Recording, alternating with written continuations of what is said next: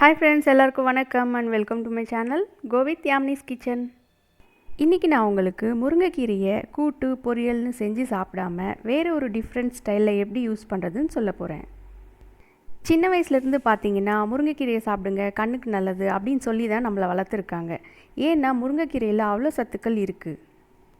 அதில் ஒரு சிலது பார்த்தீங்கன்னா vitamins, minerals, calcium, iron and fibre நிறைய இருக்குது. அதனால தான் நம்ம பெரியவங்க முருங்கையை நட்டவன் வெறுங்கையோட போவான்னு சொல்லியிருக்காங்க. அதுக்கு அர்த்தம் பார்த்திங்கன்னா முருங்கை இலையை நம்ம சாப்பிட்டுக்கிட்டே வந்தோம்னா வயசான காலத்தில் ஒரு கொம்போட துணை இல்லாமல் நம்மளால் நடக்க முடியும், நம்ம அவ்வளோ ஆரோக்கியமாக இருப்போம் அப்படின்றது தான் அவங்க சொல்லியிருக்காங்க.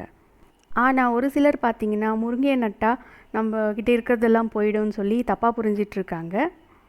ஓகே ஃப்ரெண்ட்ஸ், இவ்வளோ பெரிய சீக்ரெட் இருக்குது இந்த முருங்கைக்கீரையில். இதை நம்ம வாரத்தில் 3 நாளாச்சு கண்டிப்பாக சேர்த்துக்கலாம். ரொம்ப சிம்பிள் தான் ஃப்ரெண்ட்ஸ். முருங்கை இலையை யூஸ் பண்ணி தோசை சப்பாத்தி செய்ய போகிறேன். முருங்கைக்கீரை சாப்பிடாதவங்களுக்கு இது ஒரு பெஸ்ட் ஆப்ஷன் ஃப்ரெண்ட்ஸ். கண்டிப்பாக ட்ரை பண்ணுங்கள். ஃபஸ்ட்டு நான் சப்பாத்தி செய்கிறேன். அதுக்காக க்ளீன் பண்ணி வச்சுருக்க முருங்கை இலையை கட் பண்ணி வச்சுருக்கேன். யூஸ்வலாக பார்த்தீங்கன்னா சப்பாத்தி மாவு கூட உப்பு சேர்த்து நம்ம மிக்ஸ் பண்ணுவோம். இப்போ அது கூட எக்ஸ்ட்ராவாக நான் முருங்கை இலையை ஆட் பண்ணி மிக்ஸ் பண்ணுறேன், அவ்வளோதான். நம்ம எல்லார் வீட்லையுமே தோசை சப்பாத்தின்றது ஒரு ரொட்டீன் டயட் தான்.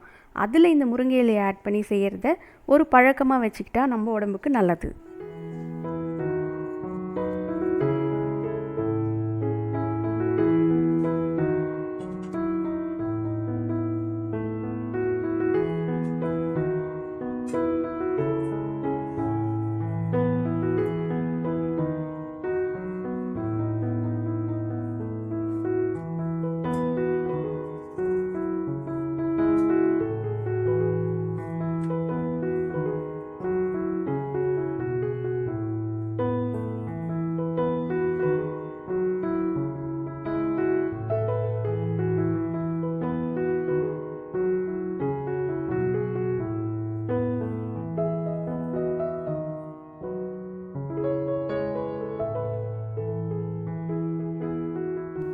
ஓகே ஃப்ரெண்ட்ஸ், சப்பாத்தி ரெடி ஆகிடுச்சு.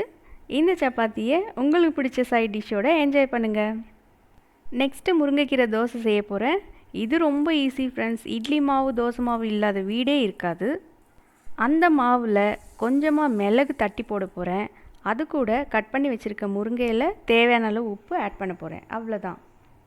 இதை நீங்கள் தோசையாக தான் சாப்பிட்ணுன்றது இல்லை, ஊத்தப்பமாக செஞ்சு சாப்பிட்லாம். வெங்காயம் தக்காளிலாம் போட்டு, அப்படி இல்லைன்னா குழிப்பணியாரமாக செஞ்சு சாப்பிட்லாம். அப்புறம் ஃப்ரெண்ட்ஸ், என்னோடய சேனலில் முருங்கைக்கீரை சூப் அண்ட் பொரியல் 2 in 1 மெனு போட்டிருந்தேன். அதோட லிங்க்கை டிஸ்கிரிப்ஷன் பாக்ஸில் கொடுக்குறேன். யாராச்சும் பார்க்கலன்னா போய் பாருங்கள்.